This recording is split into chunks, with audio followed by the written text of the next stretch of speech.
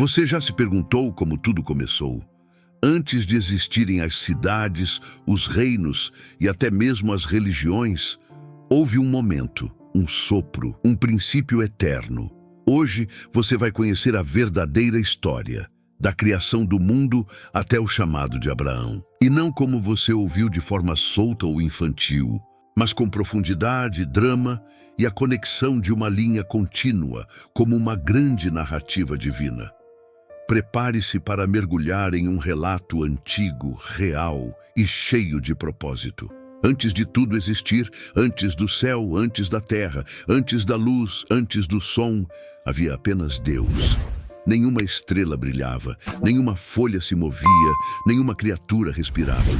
Tudo era vazio, tudo era silêncio, mas Deus estava lá e Ele decidiu começar.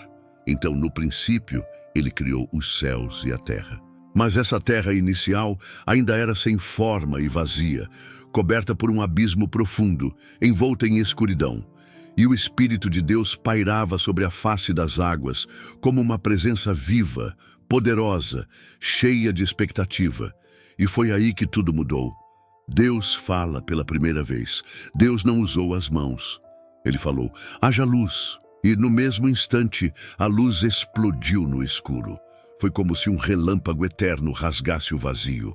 A luz brilhou com força e clareza, trazendo cor, direção e começo. E Deus viu que a luz era boa. Então, separou a luz das trevas, chamou a luz de dia e a escuridão de noite. E assim terminou o primeiro dia. Segundo dia, o céu. Deus, então, olhou para as águas e disse: haja um firmamento no meio das águas, e que haja separação entre águas e águas. E assim surgiu o céu, vasto, profundo, infinito. Era como se ele estivesse esticando uma cortina azul entre o oceano abaixo e as águas acima. Ele chamou o firmamento de céus, e foi a tarde e a manhã do segundo dia. Terceiro dia, terra, mar e plantas. No terceiro dia, Deus reuniu as águas num só lugar. E onde antes tudo era água, agora surgiu terra seca. Ajuntem-se as águas debaixo dos céus num só lugar, e apareça a porção seca. E Deus chamou a porção seca de terra, e o ajuntamento das águas de mares. Ele viu que isso era bom, mas não parou por aí. Produza a terra relva, ervas que deem sementes e árvores frutíferas que deem frutos segundo a sua espécie. E como num piscar de olhos, a terra se cobriu de vida. Plantas verdes, folhas balançando, flores coloridas, árvores brotando e crescendo, carregando frutas doces e sementes dentro delas. E Deus viu que tudo isso era muito bom. Foi o fim do terceiro dia. Quarto dia, luzes no céu. Mas ainda faltava algo para organizar o tempo. Então Deus disse: haja luzeiros no firmamento do céu para separar o dia da noite. E com essa palavra surgiram o sol, a lua e as estrelas. O sol para brilhar durante o dia, a lua para iluminar a noite, e milhões de estrelas espalhadas como pequenos olhos brilhantes no firmamento. Deus não só criou o tempo, Ele o marcou com beleza. Foi a tarde e a manhã do quarto dia. Quinto dia, vida nas águas e nos céus. Agora o mundo estava pronto para se encher de vida. Produzam as águas seres viventes e voem as aves sobre a terra, sob o firmamento do céu. E então os oceanos borbulharam com vida. Peixes grandes e pequenos, baleias, cardumes brilhantes, criaturas de todas as formas e cores. E o céu se encheu de asas, pássaros cantando, voando em círculos, descendo sobre as árvores recém-criadas. Deus os abençoou. Frutificai e multiplicai-vos. Enchei as águas dos mares, e as aves se multipliquem sobre a terra. Foi o fim do quinto dia. Sexto dia, animais e o ser humano. No sexto dia, Deus trouxe vida à terra firme. Produza a terra seres viventes, segundo a sua espécie. E assim surgiram os bois pastando, leões majestosos rugindo nas montanhas, insetos, répteis, elefantes, ovelhas, lobos, cães, veados. Cada um com sua forma, instinto, força e beleza. Mas então, Deus fez algo diferente, algo especial, algo que carregaria sua própria imagem. Façamos o homem à nossa imagem, conforme a nossa semelhança. Deus formou o ser humano do pó da terra e soprou em suas narinas o fôlego da vida. Nasceu o primeiro homem, Adão. Depois, Deus criou a primeira mulher, Eva, homem e mulher. Não como os animais, mas parecidos com o próprio Criador, com mente, alma, escolha e propósito. E Deus disse: sejam fecundos, multipliquem-se, encham a terra, dominem sobre os peixes, as aves, os animais. Ele deu ao homem e à mulher o cuidado de toda a criação. E Deus viu tudo o que havia feito. E era muito bom. Foi o fim do sexto dia. Sétimo dia, o descanso de Deus. No sétimo dia, Deus descansou. Não porque estivesse cansado, mas porque o trabalho estava completo. Ele abençoou esse dia e o santificou como um memorial eterno do seu poder e sabedoria. Em 7 dias, não apenas dias comuns, mas dias sagrados, marcados pela ordem, propósito e beleza, Deus criou tudo o que existe. O universo nasceu do coração de um Criador eterno, e cada parte dele foi chamada de boa. A criação não é apenas uma história bonita. Ela é a base de tudo, do tempo, da vida, da existência. É o cenário onde a história da humanidade com Deus começou. Adão e Eva no jardim, Gênesis 2. O sopro divino, o paraíso e o primeiro amor. A criação já estava feita. O céu, a terra, os mares, as estrelas, os animais e o homem. Mas agora o foco muda. O relato se aprofunda. Não é mais apenas o homem. Agora vamos ver o coração de Deus na formação de Adão e Eva e no lugar especial que Ele preparou para eles, o Jardim do Éden. Deus forma o homem com as próprias mãos. Diferente dos animais que foram chamados à existência com uma palavra, o homem foi feito com um cuidado especial. Então, o Senhor Deus formou o homem do pó da terra, como um oleiro moldando algo precioso com as mãos. Mas esse homem estava sem vida, apenas uma forma, até que Deus se inclinou e soprou nas narinas do homem o fôlego da vida. E naquele instante, o homem viveu, respirou, olhou, sentiu. Assim nasceu Adão, o primeiro homem. O Jardim do Éden. Mas Deus não colocou Adão em qualquer lugar. Ele preparou um jardim especial, a leste do Éden, um paraíso vivo, fértil e deslumbrante. Árvores de todos os tipos cresciam ali, agradáveis à vista e boas para alimento. Frutas doces, folhas verdes, flores coloridas. No meio do jardim, Deus colocou 2 árvores únicas, a árvore da vida, a árvore do conhecimento do bem e do mal. E do Éden saía um rio que se dividia em 4 grandes rios, Pison, Gion, Tigre e Eufrates, que corriam por terras com ouro, pedras preciosas e riquezas. Deus colocou Adão ali para cuidar e guardar o jardim. De toda árvore do jardim podes comer livremente, mas da árvore do conhecimento do bem e do mal não comerás, porque no dia em que dela comeres, certamente morrerás. Adão tinha liberdade, tudo estava à sua disposição, mas também tinha uma responsabilidade. Era o início do relacionamento entre Deus e o homem, baseado em confiança e obediência. Os animais e a busca por alguém. Deus disse: não é bom que o homem esteja só.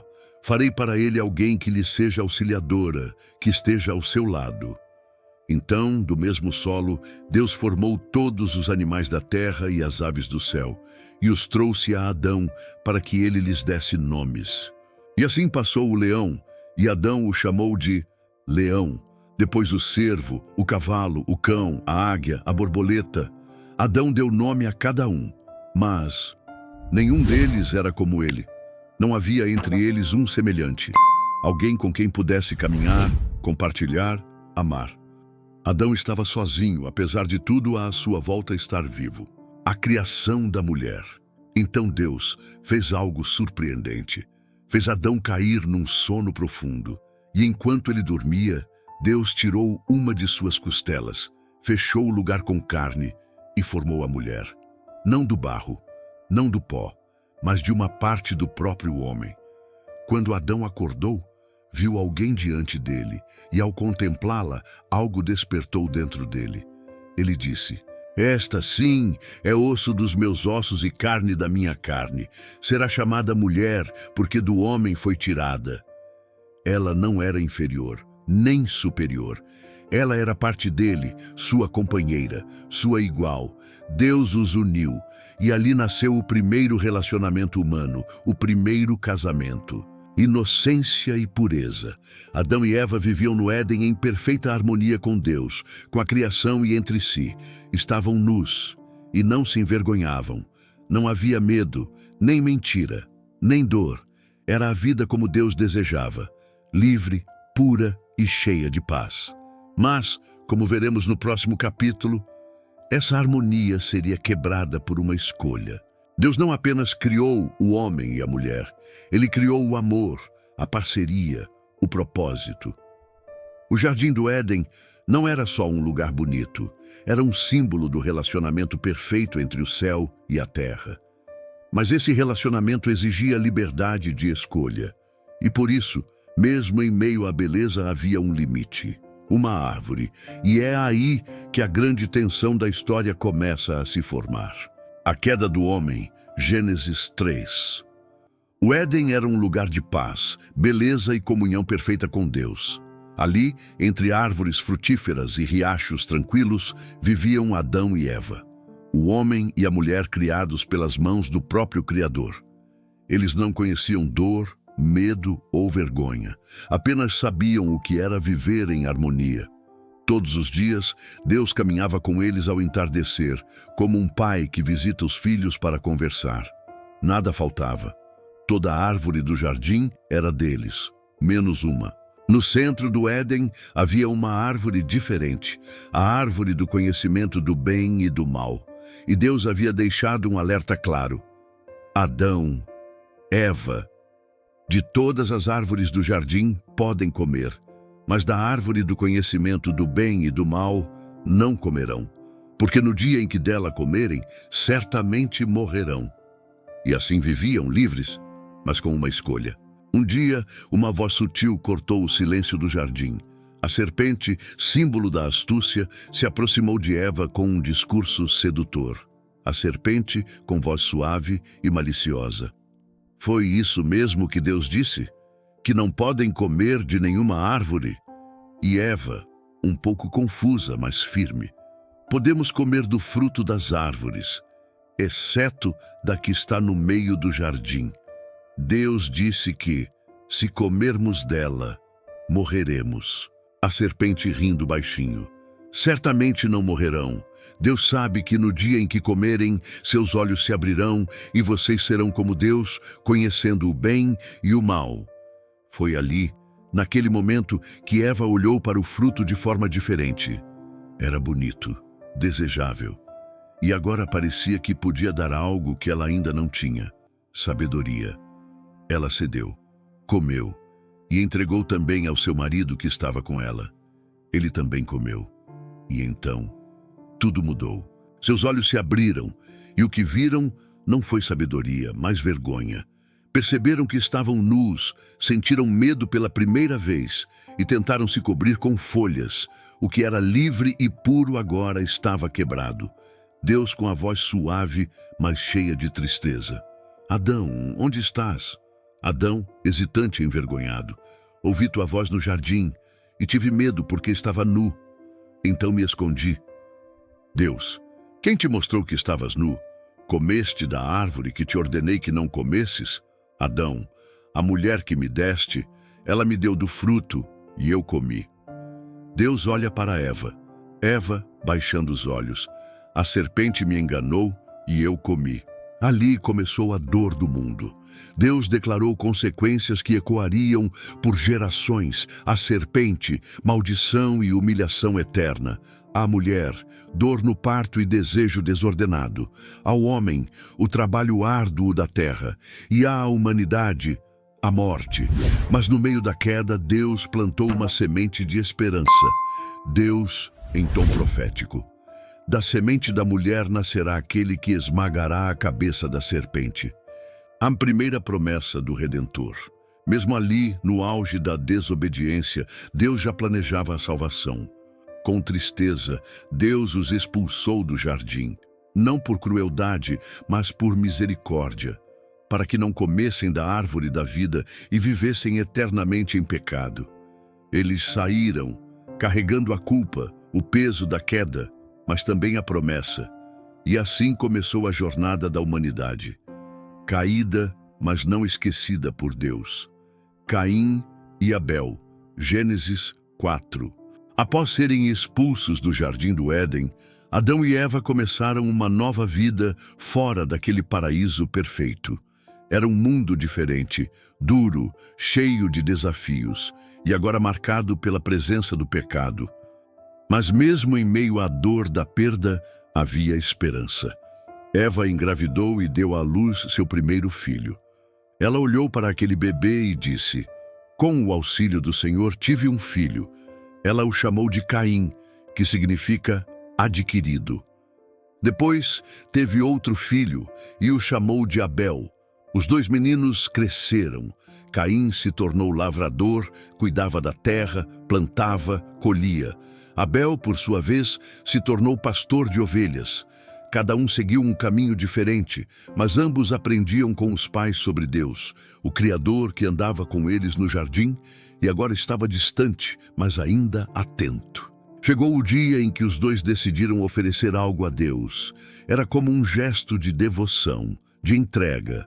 Caim trouxe o fruto da terra, aquilo que ele havia cultivado. Abel trouxe as primícias do seu rebanho, os melhores cordeiros com gordura e tudo. Deus olhou com agrado para a oferta de Abel. Havia sinceridade, entrega verdadeira, mas não se agradou da oferta de Caim. A Bíblia não explica exatamente por quê, mas há indícios de que o problema não era o que ele deu, mas a maneira como deu, sem coração, talvez apenas por obrigação. Caim viu aquilo e algo escuro cresceu dentro dele. Raiva. Sua expressão mudou. Seu rosto ficou fechado, pesado. Então Deus, como um pai amoroso, falou com ele: "Por que você está tão irado? Se fizer o que é certo, será aceito. Mas se não fizer, o pecado está à porta. Ele deseja conquistá-lo, mas você deve dominá-lo." Era um alerta, um aviso direto.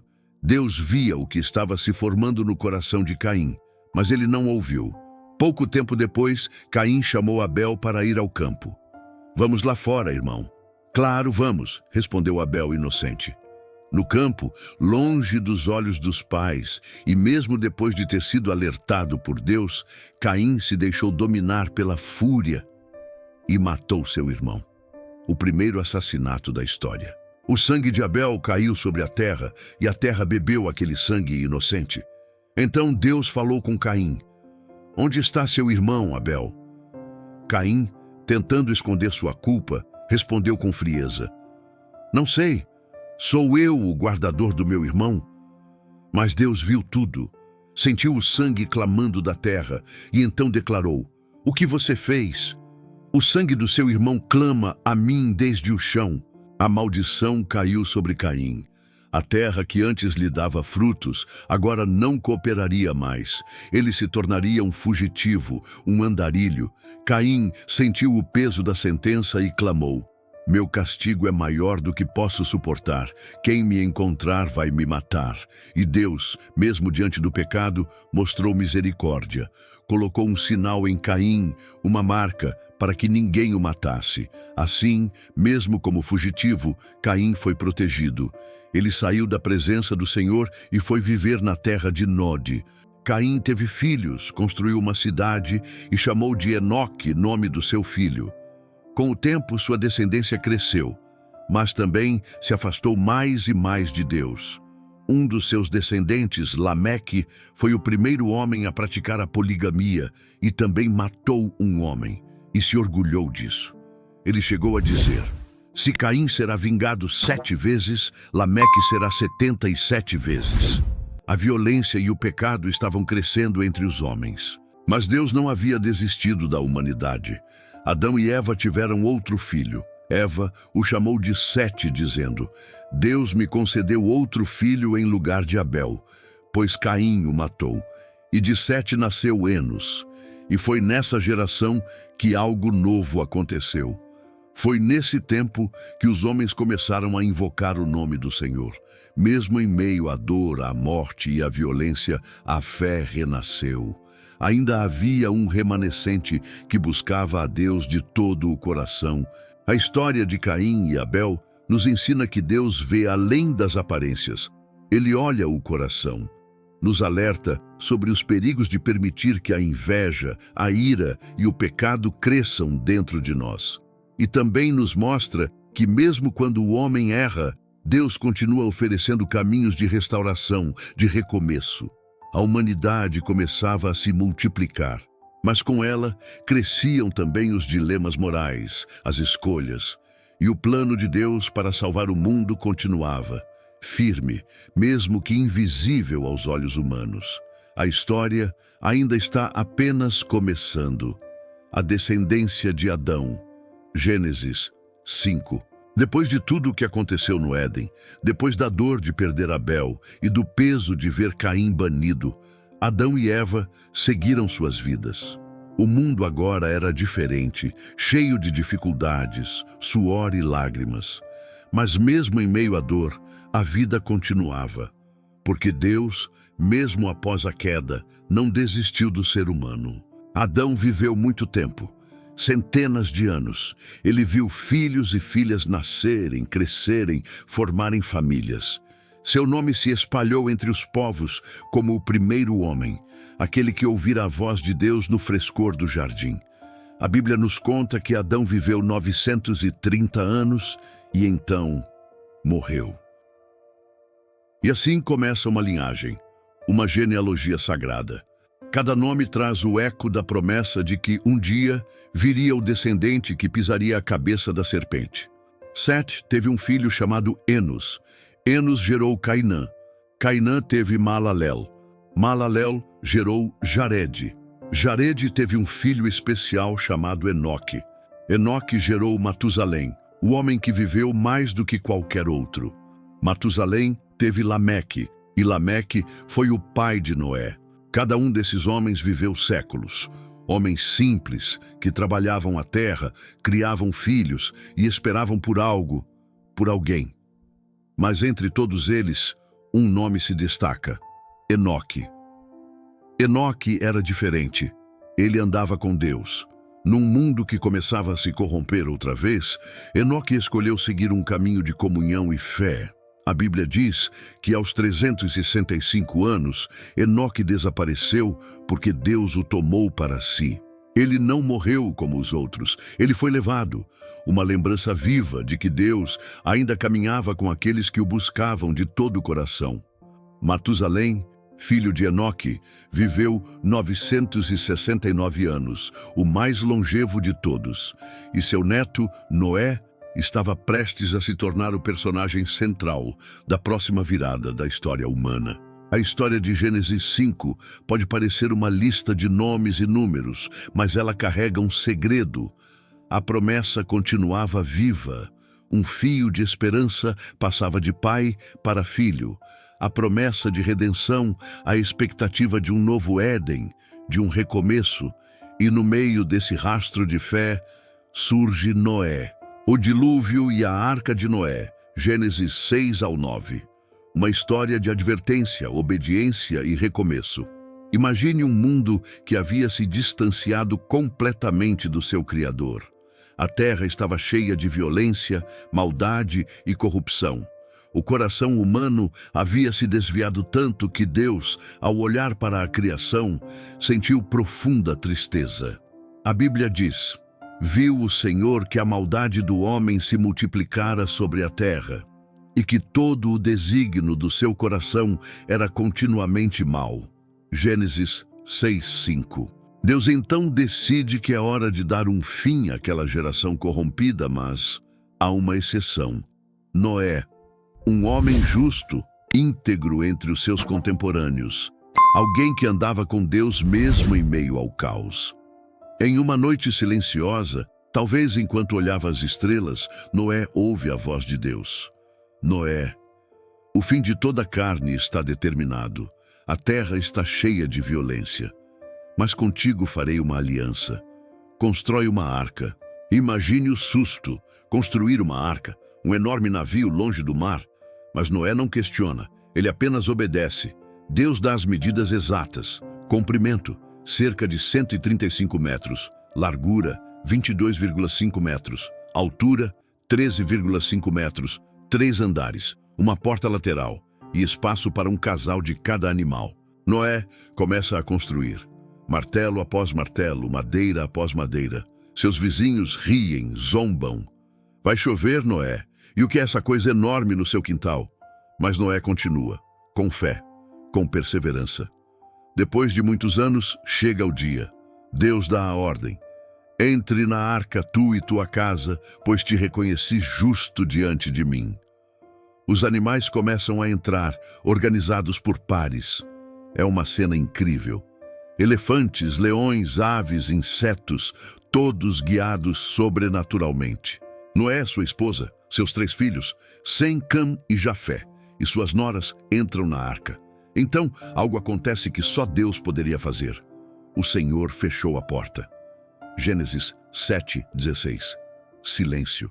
E então, as primeiras gotas. A chuva cai do céu. Mas não só isso. Fontes das profundezas também se rompem. A terra se cobre de água. Montanhas desaparecem. Tudo o que tinha fôlego morre. Durante 40 dias e 40 noites a chuva não cessa. Mas Noé e sua família estão seguros, protegidos na arca, sob a promessa de Deus. Depois, a chuva para, mas a terra ainda está coberta de água. E o tempo passa. 150 dias, até que a arca finalmente repousa sobre as montanhas de Ararat. Noé solta um corvo, depois uma pomba. A pomba volta, mas depois de alguns dias, retorna com uma folha de oliveira, sinal de vida. Quando ela não volta mais, Noé entende. O mundo está pronto para um novo começo. Noé sai da arca. A primeira coisa que faz, constrói um altar. Oferece um sacrifício em gratidão. Deus se alegra e faz uma aliança. Nunca mais amaldiçoarei a terra por causa do homem. Colocarei o meu arco nas nuvens. Gênesis 9:13. O arco-íris surge como sinal da promessa. Deus nunca mais destruiria a terra com água. Deus abençoa Noé e seus filhos. Frutificai, multiplicai-vos e enchei a terra. Uma nova era começa. Noé agora é como um novo Adão, um novo início para a humanidade. Mas também é um lembrete. Mesmo quando tudo parece perdido, Deus sempre preserva um remanescente fiel. A história de Noé é mais do que uma história de juízo. É a história da graça divina, da importância da obediência e de como Deus sempre cumpre suas promessas. Noé e seus filhos. Gênesis 9. Após os dias turbulentos do dilúvio, a arca finalmente repousou sobre as montanhas de Ararat. A terra, agora silenciosa, havia sido purificada pela água. O céu estava claro e o vento soprava leve. Noé, sua esposa, seus filhos, Sem, Cam e Jafé, e suas noras pisaram na terra seca com um misto de espanto e reverência. A humanidade havia recomeçado por meio deles. Imagine o som dos primeiros passos na lama seca. O mundo agora era um campo vasto e silencioso. Nenhum barulho de cidade, nenhum som de multidão, apenas a respiração do novo tempo. Noé olha para o horizonte e ergue um altar ao Senhor. Ele pega pedras, prepara um sacrifício e o oferece a Deus em gratidão por ter poupado sua família. E Deus, ao sentir o aroma do sacrifício, fala em seu coração algo poderoso. Nunca mais amaldiçoarei a terra por causa do homem. mesmo que sua inclinação seja má desde a infância, e nunca mais destruirei todos os seres vivos como fiz. Deus sela essa promessa com um símbolo eterno, o arco-íris. Um brilho irrompe no céu. As cores surgem, vermelha, laranja, amarela, até o violeta. Todos param. É algo que nunca tinham visto. Deus estendeu no céu um lembrete visível, o Arco da Aliança. Não era só um espetáculo de luz, era uma promessa, uma aliança entre Deus e a terra. Toda vez que ele aparecesse após a chuva, seria como se o Criador dissesse: estou aqui, lembro de vocês. Deus então abençoa Noé e seus filhos e dá a eles a mesma ordem que havia dado a Adão lá no início. Sejam férteis, multipliquem-se e encham a terra. Mas algo havia mudado. Antes, os animais viviam em harmonia com o homem. Agora passariam a temê-lo. E pela primeira vez, Deus permite que o ser humano coma carne, mas com uma condição: não deveriam consumir o sangue, pois nele está a vida. Deus também estabelece a justiça. Quem tirar a vida de alguém deverá responder por isso. A vida humana agora é protegida por uma lei divina. E mais uma vez, ele repete: vocês são minha imagem, multipliquem-se, espalhem-se pela terra. O tempo passa. Noé planta uma vinha, colhe as uvas e faz vinho, mas um dia ele bebe além da conta, se embriaga e fica nu dentro de sua tenda. É um momento de fraqueza que a Bíblia não esconde. Cã, o filho do meio, entra na tenda, vê a nudez do pai e sai zombando. Em vez de proteger a honra de Noé, ele a expõe. Mas Sem e Jafé fazem diferente. Pegam uma capa, andam de costas e cobrem seu pai, sem olhar para ele. Quando Noé acorda e entende o que aconteceu, pronuncia uma palavra profética que marcaria gerações. Maldito seja Canaã, filho de Cã, que seja o servo dos servos de seus irmãos. E abençoa Sem e Jafé, declarando que Deus habitaria nas tendas de Sem e que Jafé prosperaria. A vida de Noé seguiu por muitos anos. Ele viveu ao todo 950 anos, um dos mais longevos da história bíblica, e então morreu. E assim, Noé encerrou sua jornada. Um homem justo que salvou o mundo pela obediência, um novo pai da humanidade. Mas mesmo ele, com toda a sua fé, teve falhas, e a Bíblia faz questão de nos mostrar isso. Porque todos, até os mais fiéis, são humanos, e é na graça de Deus que encontramos redenção. Deus faz uma aliança com Noé e toda a terra, representada pelo arco-íris. A humanidade é chamada novamente a se multiplicar e viver com responsabilidade. A vida humana passa a ser sagrada e protegida por leis divinas. Noé planta uma vinha, mas um erro de seu filho Cã gera uma maldição sobre sua linhagem. Sem e Jafé recebem bênçãos por honrarem o pai. Noé vive 950 anos e encerra seu papel como patriarca da nova humanidade. Os povos da terra. Gênesis 10. Depois que as águas do grande dilúvio recuaram e a arca de Noé repousou sobre as montanhas do Ararate, a terra começou mais uma vez a se encher de vida. E com Noé e seus filhos, Sem, Cã e Jafé, teve início uma nova linhagem de povos, tribos e nações. Este capítulo da Bíblia é conhecido como a Tabela das Nações, o registro das famílias que se espalharam por toda a terra. Não é apenas uma lista de nomes, mas um mapa da origem dos povos do mundo. E aqui começa uma nova jornada da humanidade. Com o mundo purificado pelas águas do juízo, Deus deu ao homem uma nova chance. E dos filhos de Noé nasceriam os povos que preencheriam a terra. Não eram apenas nomes, cada um representava uma cultura, uma língua, uma direção da história humana. Noé olha para os filhos e diz: meus filhos, vocês são agora os pais de muitos que ainda virão. Ensinem seus filhos a temer a Deus, a andar com justiça e a multiplicar a bondade sobre esta terra. Sem, Cã e Jafé escutam atentamente, ao lado de suas esposas e crianças pequenas. a vida começa a florescer novamente. A divisão dos povos e os descendentes de Jafé. Jafé, o mais velho, gerou filhos que deram origem às nações do norte e do oeste. De seus filhos vieram os povos das regiões costeiras, as tribos das ilhas e os europeus antigos. Gomer, Magog, Madai, Javã, Tubal, Meseque e Tiras, todos nomes que com o tempo formaram reinos e civilizações.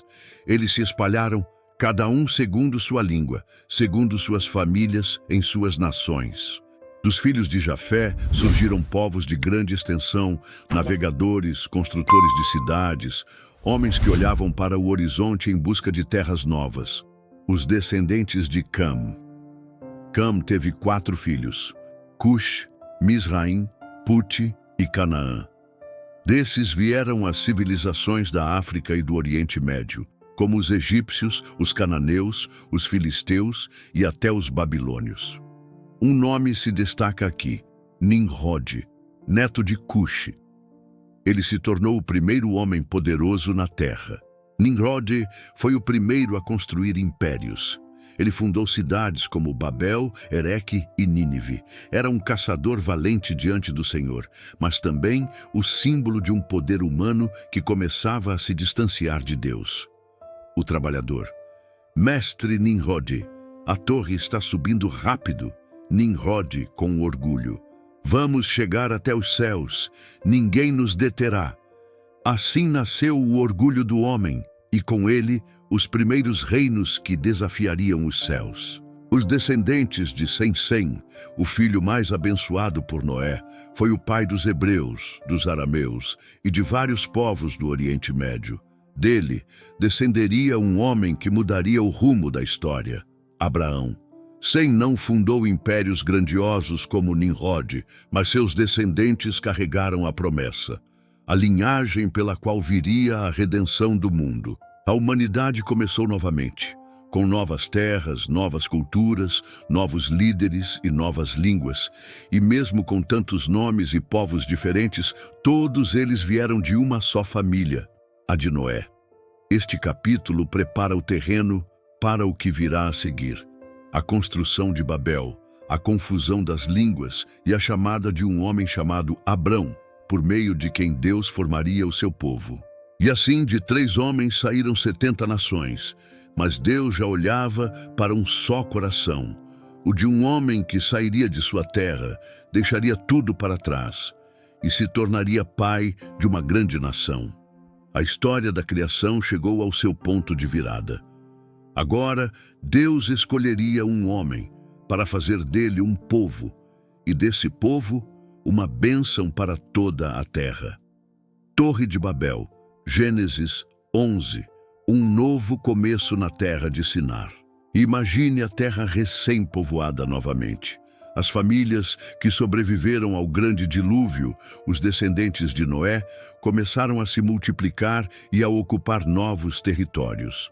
À medida que o povo crescia, as comunidades se espalhavam por vastas planícies. Um desses grupos encontrou um imenso vale fértil na terra de Sinar. Era um lugar plano, ideal para construir. Ali, com recursos em abundância, surgiu uma ideia ousada, uma ideia que mudaria a história da humanidade. Naqueles dias, toda a terra tinha uma só língua e um só modo de falar. Um povo unido com o mesmo coração e uma ambição em comum. No coração da planície de Sinar, os homens reunidos começaram a discutir um plano ousado. Vamos fazer tijolos e cozê-los bem. Podemos usá-los no lugar de pedras e betume como cimento. Sim, e vamos construir para nós uma cidade com uma torre tão alta que toque os céus.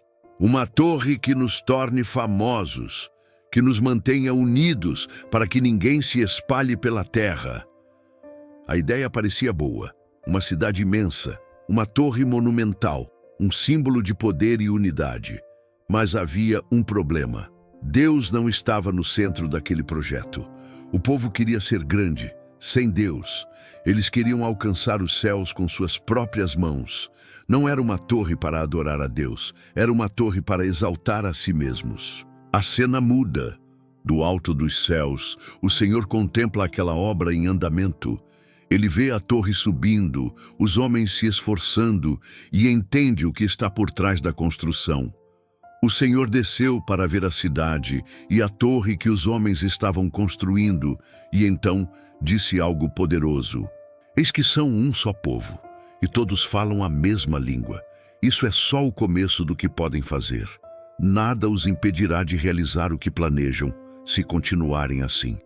Deus, em sua sabedoria, sabia que o orgulho do homem o levaria à destruição outra vez.